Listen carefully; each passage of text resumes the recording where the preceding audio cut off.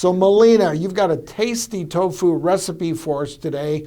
Tell us, what are you making? Today I've got a tofu zoodle bowl, and I want to start by saying one of my great meal prepping time-saving hacks: make a huge batch of these baked sesame tofu bites on the weekend, and then throw them in the fridge, use them all throughout the week on top of salads and noodle bowls and nourish bowls. So for this dish, I made a tofu zoodle bowl, and you just take some firm cubed tofu, toss it with some oil, put on a little bit of soy sauce, some sesame seeds, sprinkle on a little bit of cornstarch, throw it in the oven. You can bake it. I actually did these in the air fryer, and they're great.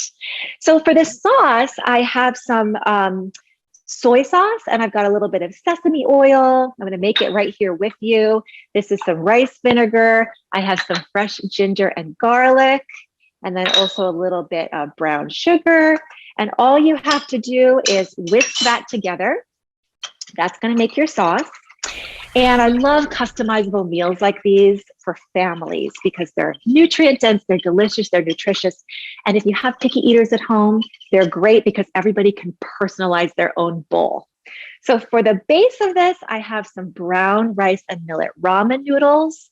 That's the base of your bowl. Some pre-spiralized zucchini noodles. Of course, your tofu. And then I've got some shredded raw carrot right here that goes on top. And then everyone can just put whatever toppings they want. I've got some avocado, some cilantro, some scallions, and some sesame seeds. Super easy to make. Wow, that sounds good. Now, Malina, you say you can also turn tofu into a decadent dessert. Do tell. You can. And I know that tofu isn't necessarily the number one ingredient that you think of when you think of dessert. But I made today a chocolate silken tofu pie. Ooh. And I used a silken firm tofu to make this pie, and that helps the pie to keep its shape. It also gives it this really creamy, custardy kind of French silk pie-like texture. And I made a very simple chocolate wafer cookie crust to go on top, and the two textures together taste amazing.